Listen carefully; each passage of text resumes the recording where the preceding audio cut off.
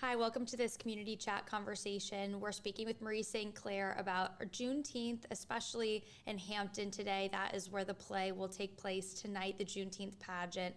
And Marie has been, working on Juneteenth programming and other community groups and activities and events for years now. So, Marie, if you just want to get started, can you just tell us about how this Juneteenth pageant and how your play started? Oh, definitely. The play started a few years ago. I was contacted by the Hampton History Museum, Seamus McGran, and he asked me about putting something together for Juneteenth. So we've been doing it the last few years, but this year, well, really it started at the end of last year. I was like, okay, we've done presentations, we've done speakers, we've had famous speeches. Let's do something a little different. So I approached them with the idea. A good friend of mine had run a pageant for her, the college that she works for.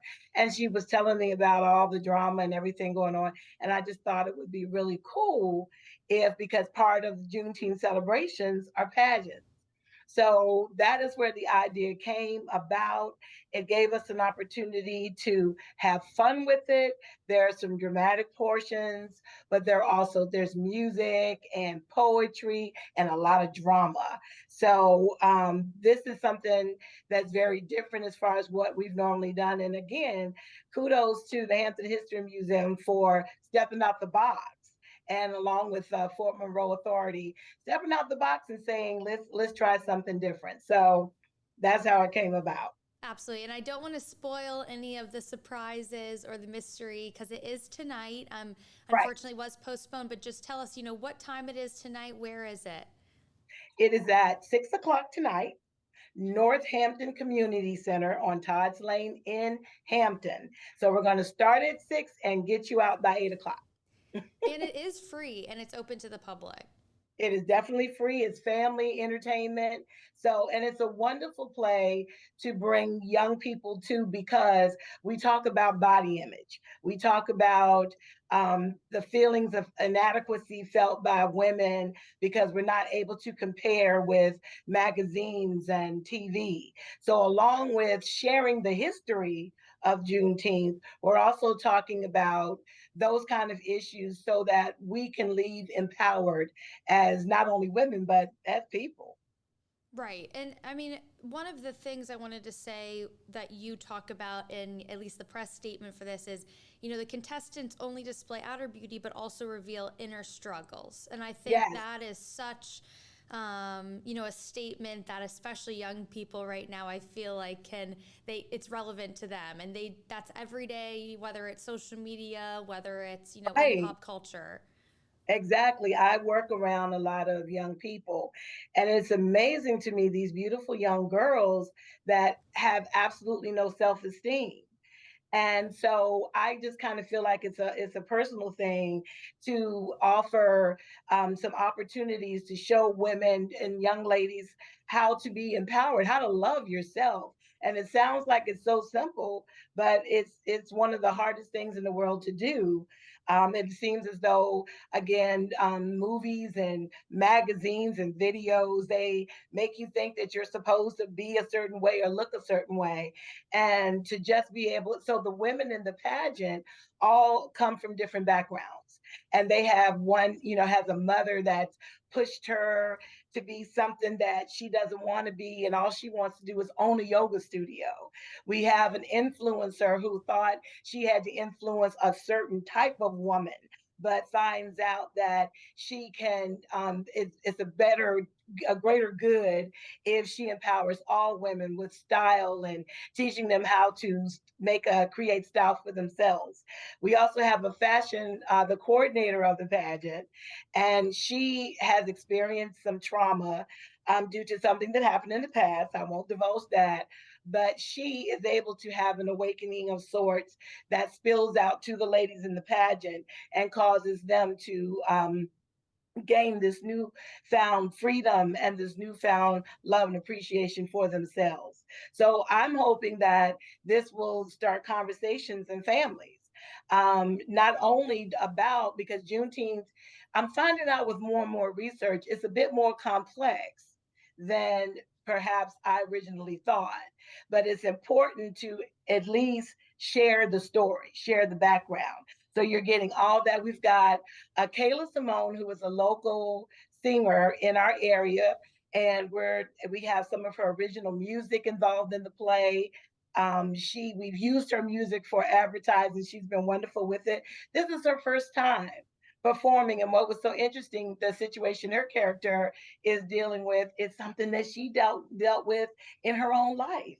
So it became personal to her. So that was a great thing. We have another young lady, Jada Holiday, and she is debuting an original song of her own. So we've got original music, poetry. It's a little bit of everything. So hopefully we'll cover all the bases. And, for this year to choose this message, I mean, why was this message so important for you, this Juneteenth? Well, I think it was because, again, when I'm looking at the young ladies, I work next door to a middle school, and I am the building director, but the young people come over after school, and we had a lot of difficulty with them this year.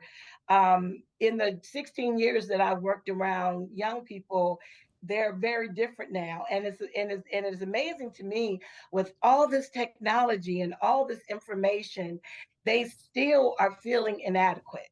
They are still feeling like they don't matter, and that they have to do some outlandish things just to get attention.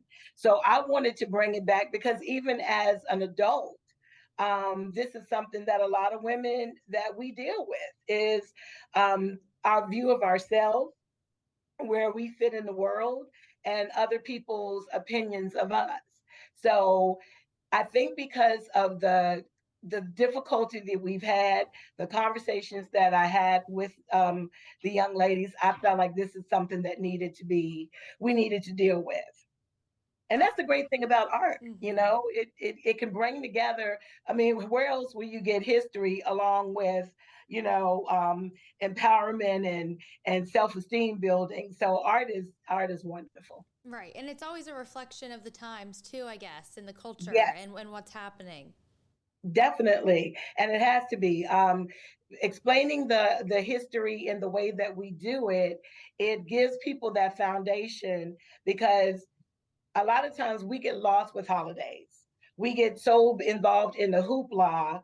I mean, how many people on July 4th sit down with their families and talk about the story of the Revolutionary War?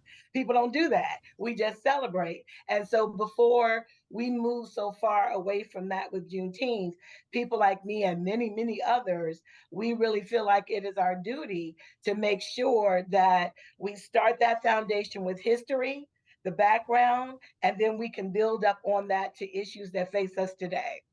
Right. And I mean, it's become a national holiday, but it wasn't until 2021, having Right. that day, but you've been doing programming and Juneteenth programming longer than that. I mean, how important was that for you, even though maybe there wasn't necessarily a national space, for there to be a space there in Hampton?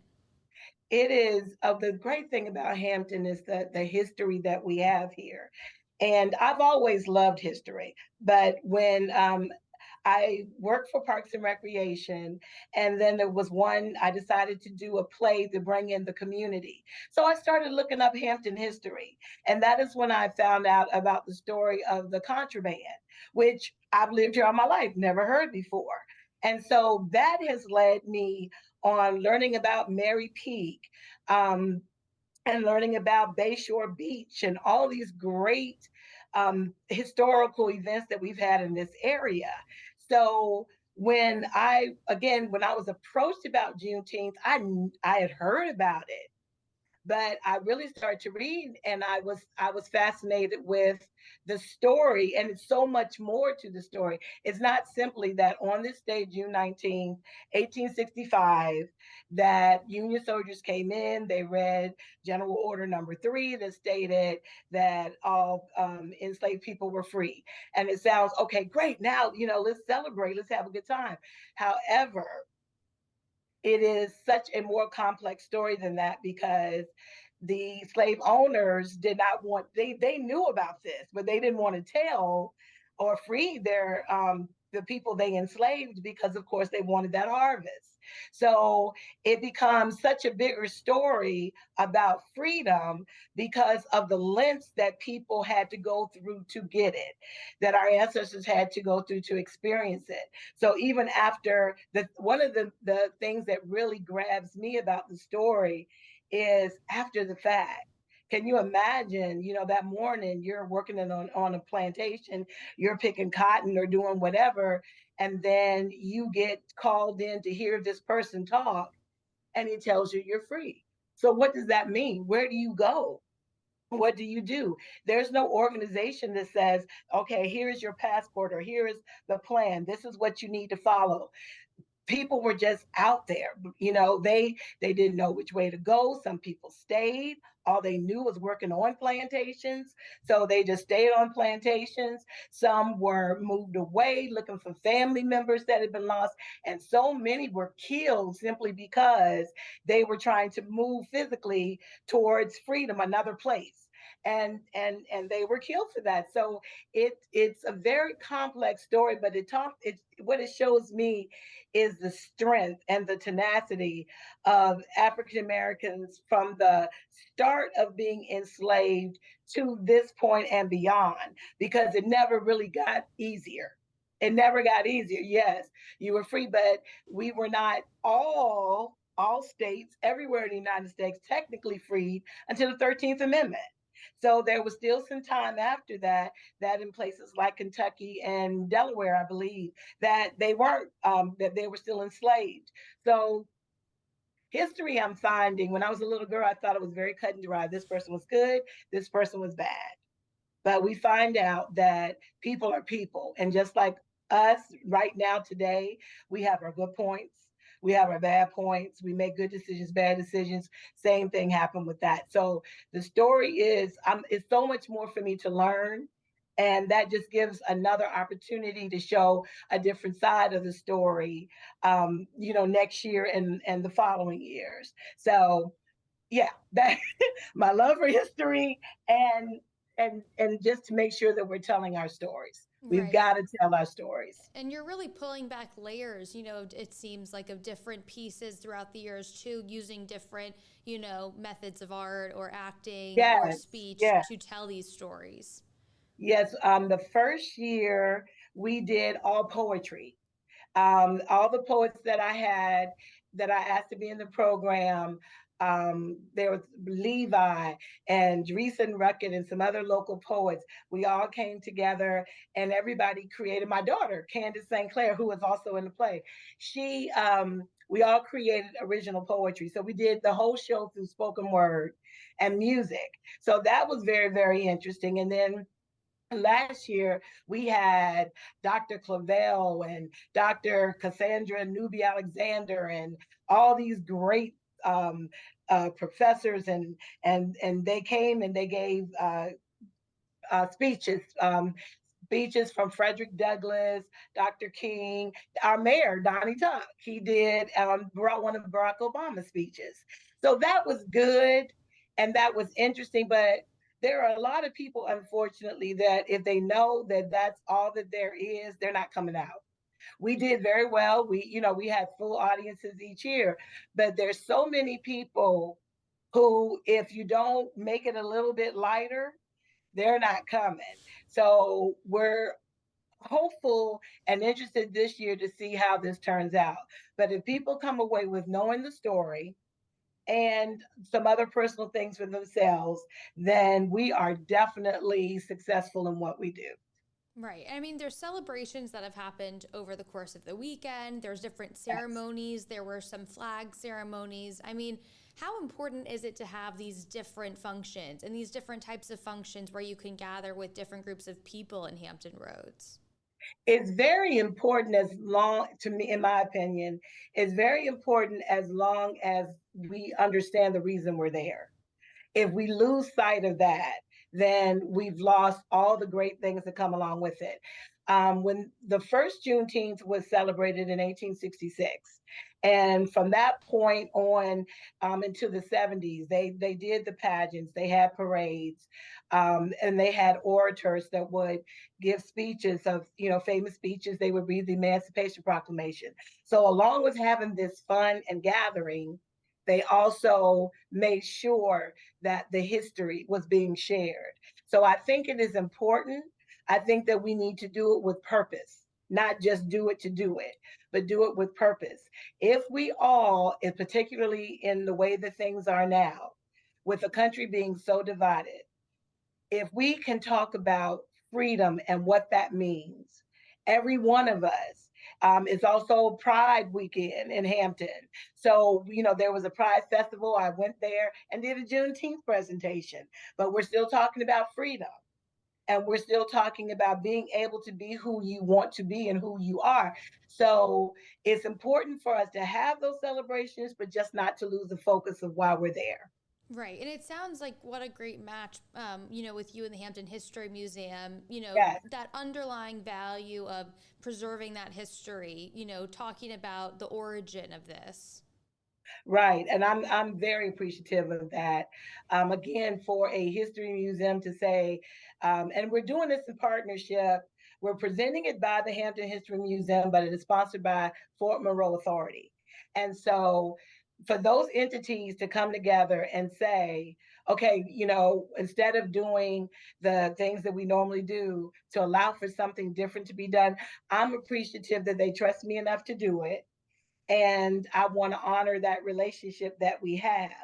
It's wonderful to me that they're willing to step out that box, and they honor history, all history, Native American history, um, African American history, and they honor it so well with so many different things. So I am honored to be able to be associated with them and have this opportunity to share my work.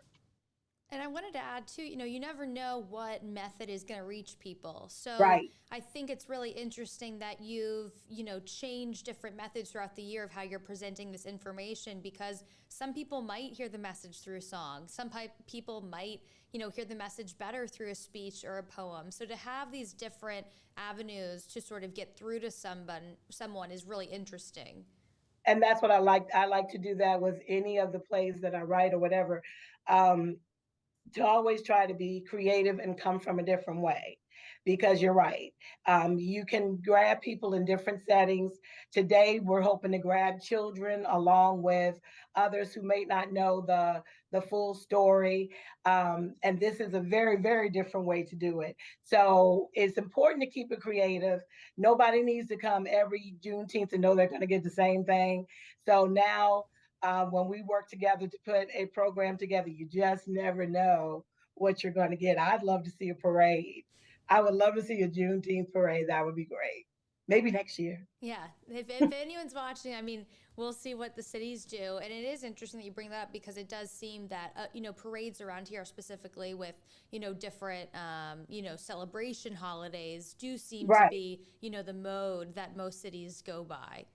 Yeah, that's one of the practices from Juneteenth from the beginning were big parades, big barbecues. I guess because it was in Texas, but it started in Texas. But all those things. And another interesting thing that I would love to see, red foods was very important to have at these celebrations.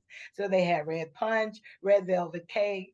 I don't guess apples. I don't know what else, apple pies or whatever. So I would love to see the creativity of coming together and inviting people out to some meal that focuses on the it's focuses on those red foods. So it's so much that you can do with this holiday.